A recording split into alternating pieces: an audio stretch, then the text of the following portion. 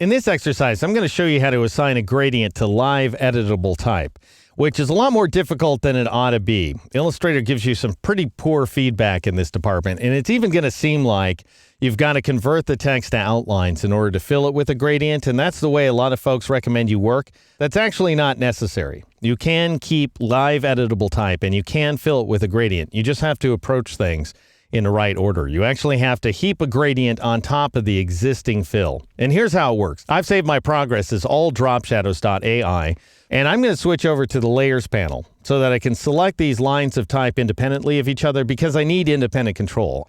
I want to fill each one of the lines of type with a radial gradient that begins bright in the center and progresses toward darkness on the outside. And if I assign a gradient to the entire group, which is possible, then the center of the gradient is going to be down here in the cat's head. In other words, I'm going to have only one annotator to work with for both lines of type. Anyway, so what I want to do is twirl open this black cat layer right there, and then I'm going to twirl open the text group as well, and I'm going to meatball the top line of type, the new chat is. And now I'm going to assign a gradient to it. So I'll go ahead and click on the gradient swatch here inside the gradient panel. And Illustrator acts like it's assigning that gradient. It even brings up that progress bar to show me that it's adjusting the drop shadow. And we see that we've assigned a gradient here inside the color panel. We just don't see it out here in the illustration. It's just a solid black fill.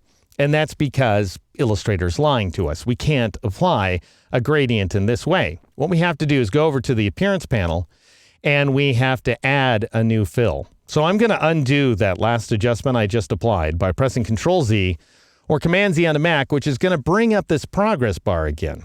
And that's because each and every time we make any kind of change, Illustrator has to update that drop shadow. That's a big pain in the neck. So let's switch back to the group for a moment by double-clicking on it here in the appearance panel.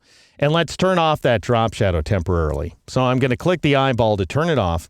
And that way we aren't going to be bothered by those progress bars anymore. Now I'll switch back to the layers panel, and I'll once again meatball that top line of type. Now I'll switch back to appearance, and here's what you do. Make sure that the type object is active, not the individual characters. If you double-click on characters, then you'll actually select the characters with the type tool. Instead, what we want to do is we want to gain control over the fill, and so far I'm not even seeing a fill here in the appearance panel, so I need to add one. And I do that by clicking on Add New Fill or pressing that keyboard shortcut Control/, Command/ on the Mac, and that adds a solid black fill. Fine, now we're going to switch that fill to a gradient by clicking in the little gradient swatch, and this time it actually works. This time we see a gradient here inside of the illustration, and the reason is that this gradient fill is heaped on top of the type. So whether that makes any sense or not, that's the way it works here inside Illustrator. White is my starting color, that's just fine. I'm going to change this ending color by double-clicking on that color swatch to bring up my color panel. So I'll click on the little palette to make sure I'm working inside the color panel.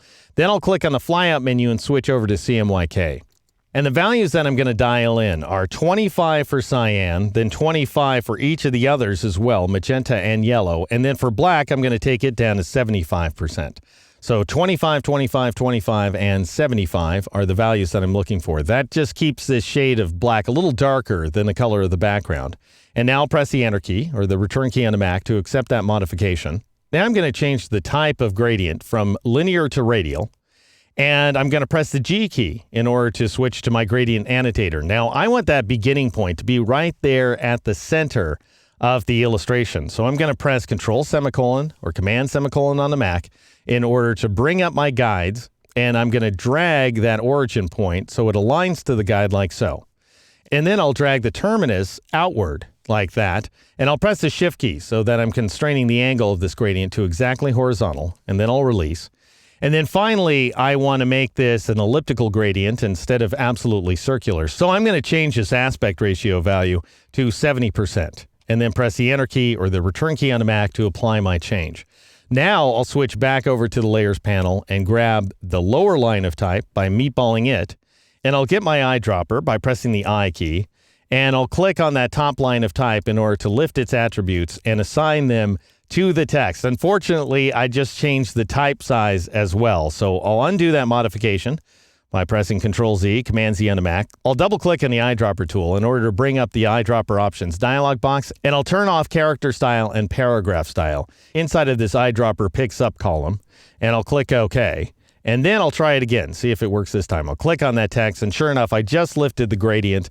I didn't lift any of the formatting attributes. Now, having done that, having filled this type exactly the way I want it, I will go ahead and switch back to the group, which I can do from the Layers panel by meatballing this text item. Then I'll switch over to the Appearance panel, a lot of back and forthing here, and I'll turn on the drop shadow once again so that we can see the drop shadow at work in the background. And then finally, I'll go ahead and press Control semicolon or Command semicolon on the Mac in order to hide those guides, and I'll get my black arrow tool and I'll click off the text in order to deselect it. And that is the many-step process required to apply a gradient to live editable text inside Illustrator.